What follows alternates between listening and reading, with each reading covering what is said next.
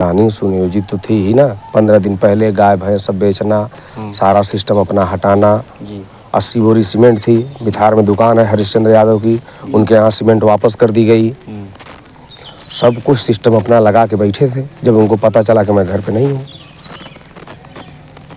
तो गाय भैंस बेच दिए थे? सब बेच दिए थे। टुल्लू था, हैंडपम्प था, सब खोल के रख दिए थे, हटा दिए थे सब कुछ। अब बताइए, बाप दादे की प्रॉपर्टी, लेकिन उस मूर्ख को कौन समझाए। मतलब शान दिखा रहे थे? शान तो दिखा ही दिए ना भैया। उन्होंने बहादुरी का काम कर लिया। तलवार चलाना आज के ज़माने में मामूली बात है। उन्होंने ट्रेंड किया होगा ना। कहानी सुनियोजित तो थी ही ना। 15 दिन पहले गाय भैंस सब बेचना, सारा सिस्टम अपना हटाना। 80 बोरी सीमेंट थी। बिथार में दुकान है हरिश्चंद्र यादव की, उनके यहाँ सीमेंट वापस कर दी गई। सब कुछ सिस्टम अपना लगा के बैठे थे जब उनको पता चला कि मैं घर पे नहीं हूँ। तो गाय भैंस बेच दिए थे? सब बेच दिए थे। टुल्लू था, हैंडपम्प था, सब खोल के रख दिए थे, हटा दिए थे सब कुछ। साथियों नमस्कार, और इससे मौजूद हैं अनुराग यादव जी के घर पर। आज हमारे साथ अनुराग यादव जी के पिताजी हैं।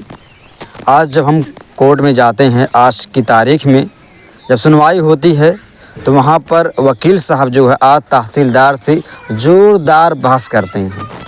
बहस इस कदर होती है कि बार बार तहसीलदार जी का गला सूख जाता है, बीच बीच में ही पानी पीते हैं। वकील के द्वारा यही कहा गया, या तो आप सुनवाई करिए, या तो आप केस किसी और को दे दीजिए, या तो आप फाइल खारिज करिए। भैया मैं प्रणाम करता हूँ वकील साहब को भी और तहसीलदार साहब को भी जी। कि कम से कम आप लोग सच्चाई के साथ में हो, और मुझ गरीब की मदद करने के लिए बहुत बहुत धन्यवाद। तो आज की तारीख पर जो भी हुआ है उसकी जानकारी मिली आपको? जी नहीं भैया, वकील साहब ने फ़ोन किया था, चाचा आप उदास मत रहिए और कोर्ट क्यों नहीं आते हैं। भैया कोर्ट क्या करेंगे जाके, तारीख ही तो लेनी है। तो कोर्ट में हम, गवर्नमेंट की ज़मीन है, गवर्नमेंट अपना छुड़ाए। जी। लेकिन फिर भी हम गरीब आदमी इतना कोशिश तो कर ही रहे हैं कि जो गलत है उसको गलत साबित किया जाए। और इसके अलावा क्या कर सकते हैं। और वकील साहब लोग सहारा हैं, बहुत सहारा दिए हैं। मैं फिर से प्रणाम करता हूँ आप सबको, आप सब छोटे बड़े जितने भी हो, और ख़ास तौर पे सत्यवीर भैया जी जो हैं, भैया आपको सादर प्रणाम है हमारा। वकील साहब ये भी कहते हैं हम तो सरकार का फ़ायदा ही करा रहे हैं। भाई ज़मीन सरकारी इनको खाली मिल जाएगी, सरकार का फ़ायदा ही है। जी बिल्कुल सरकार का सपोर्ट कर रहे हैं। जी हम भी तो सपोर्ट ही कर रहे हैं। जी। हम भी सबको अपनी तरफ से ये लगे हुए हैं कि सरकार का सपोर्ट ही तो कर रहे हैं शुरू से ही। जी। और आज भी कर रहे हैं, जब तक जिएंगे तब तक करेंगे। जी। तो आप ये बताइए, अब हम वकील साहब से जब हम लोग बयान लेते हैं, कहते हैं 24 तारीख को या तो फैसला देंगे, आदेश के लिए फाइल सुरक्षित रखी जाएगी, उसमें क्या लगता है आपको, क्या उम्मीद है, क्या फैसला आ सकता है? भैया मुझे तो यही लगता है कि सच्चाई की जीत होगी। जी। और बाकी मैं भविष्यवक्ता नहीं हूँ, नहीं बता सकता। जी। हम आपको बता दें, जो भी मकान बना हुआ है वो बंजर ज़मीन बना हुआ है, बंजर खाते पर बना हुआ है। वकील साहब ने आज जब बहस किया तो आज तहसीलदार जी को जो है वो फाइल देखनी पड़ी। बार बार फाइल दिखाने का कोशिश किया गया वकील के माध्यम से, प्रधान जी के माध्यम से, मगर जो है तहसीलदार बहाना बनाकर कभी भी फाइल नहीं देखते थे। ऐसा जो है वकील साहब बयान दिए हैं। मगर आज जब बहस के दौरान गर्मा गर्मी हुई तो आज मजबूरन आज तहसीलदार साहब को जो है फाइल देखनी पड़ी, और फाइल आदेश के लिए सुरक्षित भी रखी गई है। जी भैया इतनी डिटेल मुझे पता, क्योंकि मैं कचहरी तो गया ही नहीं। जी। वकील साहब ने फ़ोन किया था, सत्यवीर जी ने। उन्होंने कहा कि चाचा आप उदास मत होइए और आप चिंता मत करिए। हालचाल उन्होंने पूछा कि तबीयत कैसी है, तो मैंने बताया कि भैया तबीयत सही नहीं थी, इसलिए आ नहीं पाए। और बस इससे ज़्यादा उनसे बात नहीं हुई, और बहुत डिटेल मेरे पास नहीं है। जी। प्रधान जी तो कहते हैं कि जब भी चलेगा बुलडोज़र यहाँ एक अच्छा पार्क बनवाएंगे, अनुराग यादव जी की मूर्ति वगैरह बनवाएंगे। जी, वो ये उनका बड़प्पन है, उनकी मेहरबानी है। जी। इच्छा है कि मतलब यहाँ पे मूर्ति बने? आप डेली सवाल करते हो, आपकी इच्छा क्या है? आप मेरे सवाल का जवाब दीजिए। जी, मेरी इच्छा ये है कि जो इन्होंने आपके पुत्र के साथ ऐसा किया है जी उनके साथ कड़ी से कड़ी सजा मिले। बस यही, पार्क मायने नहीं रखता, जी सजा मायने रखती है जी कि उनको पार्क- सजा दी जाए। जी। मूर्ति क्या है, मूर्ति आज है कल पुरानी हो जाएगी, कल खंडहर भी हो जाएगी, मगर एक अगर न्याय मिलेगा तो जब तक आप जिएंगे आपको संतुष्टि रहेगा कि हाँ अगर किसी ने गलत किया था तो आज उसको जो है कड़ी से कड़ी सजा मिली। जी बिल्कुल। और रह गई जहाँ तक बात मूर्ति की, तो मेरे घर पे बहुत जगह है, जी मैं मूर्ति लगवा लूँगा, मैं पूजा कर लूँगा। जी जी मुख्य मकसद ये है, जी उद्देश्य यही है कि उनको सजा दिलवा सकूं अपने जीते जी। जी मैं अपने आंखों से देखूं जी कि ये लोग मुजरिम हैं तो सजा भुगत रहे हैं, जी। ये मायने रखता है मेरे लिए। ये ज़मीन तो सरकार की है, ये तो गिराना, अगर ये मामला अनुराग का ना हुआ हो तब भी तो एक गवर्नमेंट खाते का ही ज़मीन है, तभी तो बुरा चलता। जी भैया, और मकसद हमने है आपका न्याय का। हमने बहुत सारे एप्लीकेशन पहले भी डाल रखे थे, और मैंने पहले भी बताया कि वो तत्कालीन लेखपाल साहब जो थे वो आते थे तो कहते थे पहले तुम्हारा गिरा देंगे। हम लोग बताते थे कि भैया ये विवाद कर रहा है, एप्लीकेशन डालते थे कि विवाद कर रहा है, इसको क्लियर करवाइए आप। जी और इसी वजह से, विवाद की वजह से हमारा पुराना मकान, पुश्तैनी मकान गिर गया, उसी विवाद की वजह से। और वही मकान लेने के लिए उसने मर्डर किया। तत्कालीन लेखपाल साहब ने अगर संज्ञान में लिया होता, इस चीज़ को गंभीरता से लिया होता, लेकिन अब क्या बताएं, उनके ऊपर भी इल्ज़ाम नहीं लगा रहे हैं हम। मेरी किस्मत ख़राब है, क्या कह सकता हूँ किसी को। एक थोड़ा क्वेश्चन आ गया, जैसे अगर लेखपाल कह रहे थे तो क्या जमीन आपका है क्या, मतलब जो आबादी है बंजर में है? जी मेरी जो मेरा मकान और सब आबादी में है, दर्ज है। अच्छा अच्छा, जी। मतलब घरौनी आपका दर्ज है? जी बिल्कुल दर्ज है, आबादी है। बंजर में तो वो कब्जा कर रहा था ज़बरदस्ती, और इधर दरवाजा करके मेरा मकान उसको चाहिए था। जी अब बताइए, बाप दादे की प्रॉपर्टी, लेकिन उस मूर्ख को कौन समझाए। मतलब शान दिखा रहे थे? शान तो दिखाई दिए न भैया, उन्होंने बहादुरी का काम कर लिया। तलवार चलाना आज के ज़माने में मामूली बात है, उन्होंने ट्रेंड किया होगा ना। हम लोग अगर एक उंगली काटने कह दिया जाए तो हाथ कांपने लगेगा। एक उंगली काटने के बाद में कर रहा हूँ भैया झगड़ा लड़ाई होती थी ना, जी तो ठीक है, दोनों पक्ष, झगड़े में क्या होता है, गाली गलौज, तू मैं। तो मैं लाठी उठा तो लेता था, लेकिन कभी चलाया नहीं किसी के ऊपर। हिम्मत नहीं होती थी। नहीं यार, कैसे किसी को मार देंगे भैया, हिम्मत की बात नहीं है, कैसे मार देंगे, हम भी तो इंसान हैं, किसी को मारोगे तो चोट नहीं लगेगी। जी जी तो जितना दर्द आपको होगा उतना तो उसको भी होगा, तो क्यों मारेंगे किसी को, वो अलग बात हो जाती है, नॉर्मल बात है वो। बाप बेटे में झगड़ा हो जाता है, लड़ाई हो जाती है, लेकिन कुछ कुछ इस तरह से क्रूरतम टाइप के इंसान होते हैं जिसको पशु कहा जाए तो ज़्यादा बेहतर है। विद्या विहीनम नर पशु समानम। तो ऐसे मूर्ख लोगों के लिए ना जंगल ही सही है, यहाँ रहना ठीक नहीं है। समाज में, इस सभ्य समाज में ऐसे लोग न रहें तो ज़्यादा बेहतर है। तो लाठी आप उठा रहे थे बस क्यों, इस नाते कि कि अपनी सुरक्षा कर सके। आत्मरक्षा के लिए आप लाठी उठा जी बिल्कुल, लेकिन कभी किसी के ऊपर चलाया नहीं। जी भाई 6 लोग 7 लोग दौड़ते थे तो हम भी हाथ में डंडा ले लेते थे, जी जी लेकिन मैंने कभी किसी के ऊपर चलाया नहीं। और उन लोगों ने तलवार इतनी आसानी से चला दिया भाई, क्या कहेंगे ऐसी मानसिकता के लोगों को, क्या बताएं हम। एक बार सोचे भी नहीं कि आपका इकलौता लड़का। भैया उसी लिए तो मारे हैं कि मार देंगे आके, फिर यहीं रहेंगे, उसका पूरा मकान वकान ले लेंगे, कौन रहेगा, बच्चियां डर के भाग जाएंगी। और वो बुढ़ा है, ब्लड प्रेशर का मरीज है, वो खुद ही रो के मर जाएगा, और गरीब है, हमसे लड़ नहीं पाएगा, इसीलिए तुम्हारे। जैसे उनके यहाँ तमाम हथियार मिलता है, हथियार वगैरह भी मिला था आपके यहाँ मिला था नहीं? आज भी घर खुला है, देख लीजिए। हमारे यहाँ क्या मिलेगा, किताबें मिलेंगी आपको, बच्चियाँ जो पढ़ती हैं वो किताबें मिलेंगी, या तो जो मैं पढ़ने के लिए उनको लाया था, अभी कहिए तो फिर ला के दिखा दूंगा आपको कि क्या क्या किताबें हैं। अच्छा, उस दौरान जब उनका घर चेक हुआ था, हथियार वगैरह बरामद हुआ था, तो आपका भी घर चेक हुआ था क्या? भैया कितना बड़ा घर है, चेक कर लीजिए, आज ही चेक कर लीजिए, क्या मिलेगा, किताबें मिलेंगी यार। हम लोग पढ़ने पढ़ाने वाले हैं, अपराधी नहीं पैदा किया मैंने, अपराधी तो लालता ने पैदा किया था ना। मेंटलिटी उसकी ख़राब थी ना, हमारी थोड़ी ख़राब थी। हमको ज़मीन जायदाद प्रॉपर्टी से क्या लेना लादना था, कैसा घर है मेरा देख रहे हैं। मैं सिर्फ ये सोच रहा था कि यार शिक्षा बहुत बड़ी चीज़ होती है, अपनी बच्चियों को, बच्चे को पढ़ा लूँ, ढंग से पढ़ा लूँ, घर मकान बनता रहेगा, बिगड़ता रहेगा। एक क्वेश्चन आ रहा मन में, जैसे कि जब अनुराग 17-18 साल का लड़का था, तो कभी उस दौरान ये अपराधियों ने जैसे कुछ आप झगड़ा वगड़ा किया हो तो लड़का बोला हो? तो कभी नहीं, कभी नहीं।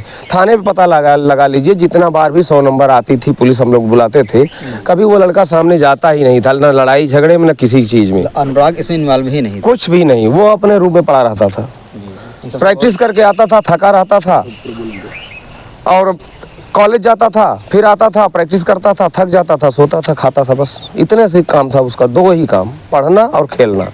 मतलब आपने यही बताया कि बेटा तुम अपना काम करो, अभी आपका पिता है, जी। जब तक ये है तो तुम्हारा सारा ध्यान जो है वो अपने कर्तव्य पे होना चाहिए। जी बिल्कुल, फोकस उसी पे था कि एक बच्चे को कुछ बना दूं, और वो मेहनत भी करता था भाई, बहुत मेहनत करता था।